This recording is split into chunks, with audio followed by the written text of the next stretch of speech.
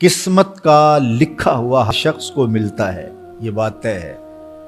مجھے اور آپ کو وہی مل رہا ہے جو ہماری قسمت میں لکھا ہے، اس سے ایک حبہ بھی، ایک دانہ بھی کم نہیں ملے گا اور ایک زیادہ نہیں ملے گا۔ صحیح حدیث ہے، بخاری کی دیگر کتب احادیث میں موجود ہے، جب بچہ شکم مادر میں 120 دن کا ہوتا ہے تو 4 ماہ کا جب بچہ شکم مادر میں ہوتا ہے تو اس کی روح پھونکی جاتی ہے، تو فرشتہ آ کے اس کی عمر بھی لکھ جاتا ہے، اس کا شقی و سعید ہونا بھی لکھ جاتا ہے اور اس کا رزق بھی لکھ جاتا ہے۔ تو رزق جو لکھا گیا وہ ہمیں ملے گا، اور جب جب ملنا ہے تب تب ملے گا۔ جو لکھا گیا ہے وہ بہر صورت ہمیں حاصل ہوگا۔ اب وہ جو ہماری قسمت کا رزق ہے اس کے حصول کا ذریعہ کیا ہے؟ بذریعہ حلال ملتا ہے یا اس کے ذرائع حصول کے وہ حرام ہیں؟ تو یہ اللہ کے ذکر کو چھوڑنے کی سزا یہ ہے کہ ملا وہی جو قسمت کا تھا، لیکن دولت عثمان نہ ملی، دولت قارون ملی۔ لکھا جو تھا، مقسوم تھا، ملا وہی، ایک دانہ بھی زیادہ نہیں ملا اور ایک دانہ بھی کم نہیں ملا، لیکن اس کی سزا کاٹنی پڑے گی اس لیے کہ حصول کے ذرائع حرام تھے۔ تو حضرت اکرمہ رضی اللہ تعالیٰ عنہ فرماتے ہیں کسباً حراماً، تو معیشت تنگ کیسے ہوتی ہے؟ بندہ کہتا ہے کہ یہ تو بڑا کما رہا ہے لیکن کما بذریعہ حرام رہا ہے۔ اللہ اکبر۔ بعض اوقات کچھ لوگ محنت کر کے بھی حرام کماتے ہیں۔ ہم نے دیکھا کہ اس گرمی میں جو لوگ مزدوری کرتے ہیں اور بالخصوص لوہے کی بھٹی پہ جو کام کرنے والے ہیں، کتنا سخت کام ہے، لیکن وہاں بھی جو ہے وہ چاہے 15-20 منٹ جو ہے وہ خیانت کر کے اپنے اس رزق کو حرام بنا لیں اور ناجائز کر لیں، اتنی مشقت کے باوجود بھی کیتی کتری پئی خو محمد پھر سکہ بنے زردہ۔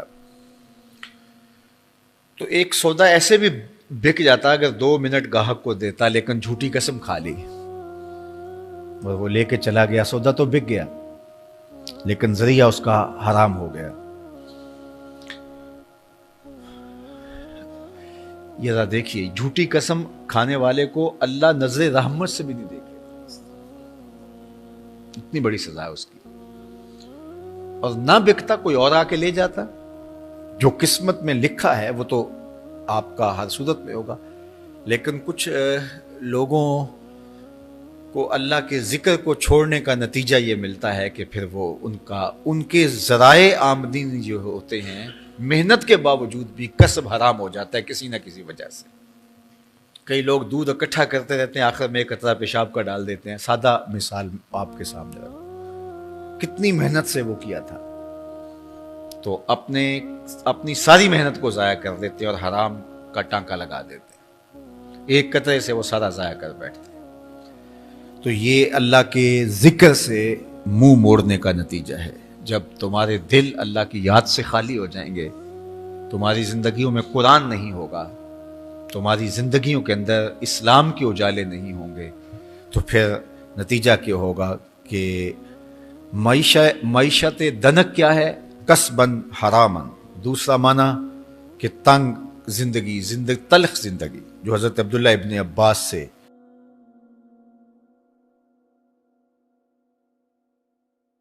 یہ امت خلیفہ بلا فصل، خلیفہ اول، امیر المومنین حضرت سیدنا ابو بکر صدیق رضی اللہ تعالیٰ عنہ کی مرہون منت ہے، ان کی احسان مند ہے۔ اقبال نے کہا تھا امن الناس بر مولائے ما، کلیم اول سینائے ما، ہستی او کشت ملت را چوں ابر، ثانی اسنین و غار و بدر و قبر۔ کہتے ہیں کہ وہ شخص جس نے ہمارے آقا و مولا پہ سب سے زیادہ احسانات کیے، اور میرے آقا کریم نے ارشاد فرمایا میرے اوپر جس نے بھی کوئی نیکی کی میں اس کا بدلہ چکا دیا دنیا پر ہی، لیکن ایک ابو بکر ایسے ہیں جن کی نیکیوں کا بدلہ قیامت کے دن رب ہی چکائے گا۔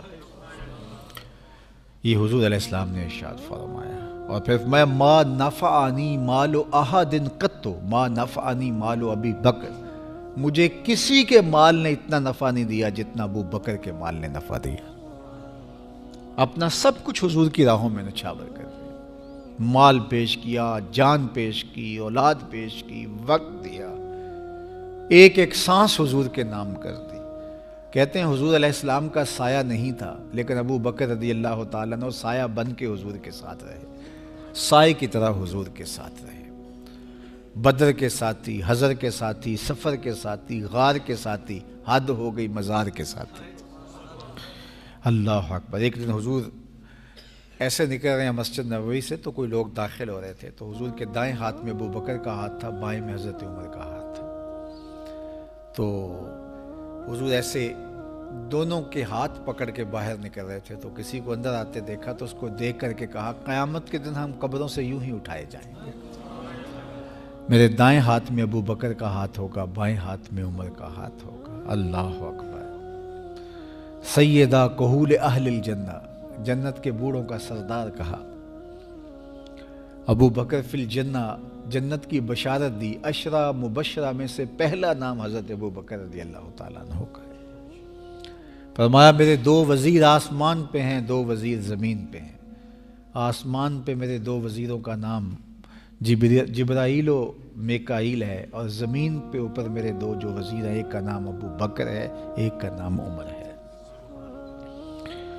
تو کیا شان ہے حضرت ابو بکر صدیق رضی اللہ تعالیٰ. ہر نبی کا صحابی عظمتوں کے معراج پہ ہے، لیکن جو شان حضور کے اس جاں نثار کو دی گئی ہے، اللہ اکبر. قرآن نے بھی کہا نا وَثَانِيَ اثْنَيْنِ إِذْ هُمَا فِي الْغَارِ. اللہ اکبر. 2 میں سے دوسرا، اللہ اکبر. جب وہ غار میں تھے، 2 میں سے دوسرا. اس لفظ کی خوبصورتی ملاحظہ کیجئے، 2 میں سے دوسرا. حضرت عمر کہا کرتے تھے، حضرت صدیق اکبر کا ذکر کرتے ساتھ رو پڑتے اور کہتے کہ ابو بکر میری ساری زندگی کی نیکیاں لے لیں، وہ غار والی ایک نیکی مجھے دے دیں. ساری نیکیاں زندگی کی ابو بکر لے لیں، ایک نیکی غار والی مجھے دے دیں. تو ان کی ساری نیکیاں ایک طرف اور ابو بکر کی ایک نیکی ایک طرف. اور حضرت عمر کہا کرتے تھے کاش میں ابو بکر کے سینے کا بال ہی ہوتا. کوئی کم شان ہے؟ یہ حضرت عمر کہہ رہے ہیں. یہ عمر جس کے بارے میں میرے حضور علیہ السلام نے فرمایا کہ میرے بعد اگر نبوت کا دروازہ بند نہ ہوا ہوتا، میرے بعد اگر کسی نے نبی ہونا ہوتا تو وہ عمر ہوتا. اتنی شانوں کے مالک. ان الشیطان یفر من ظل عمر، شیطان عمر کے سائے کو دیکھ کے بھاگ جاتا ہے. وہ عمر کہہ رہے ہیں کاش میں ابو بکر کے سینے پر ہوگا ہوا بال ہی ہوتا. یہ شان ہے، یہ عظمت ہے. سارے حضور کے صحابی عظمتوں کے معراج پر، لیکن ان کی شان ہی وکری ہے. کسی پنجاب شاعر نے کہا کہ سارے یار نبی دے سونے، نہیں کوئی اینا یاراں ورگا، نہ کوئی ہویا نہ کوئی ہوسی، اینا جان نثاراں ورگا، نہ اس دھرتی پیدا کیتا، اینا یاراں ورگا، اعظم شان صدیق کی دساں اکو یار ہزاراں ورگا. وہ عظمتوں کی کس معراج پہ امن الناس بر مولائے ماں، کلیم اول سینائے ماں، ہستی او کشت ملت راچو ابر، ثانی سنین و غار و بدر و قبر. بدر کے بھی ساتھی، قبر کے بھی ساتھی، مزار کے بھی ساتھی، غار کے بھی ساتھی. اور کھیت اسلام کی کھیتی کے لیے ابر بہار کی طرح برسے اور سیراب کر گئے. اور اس امت کے لیے انہوں نے جو کام کیا وہ انہی کا مقصوم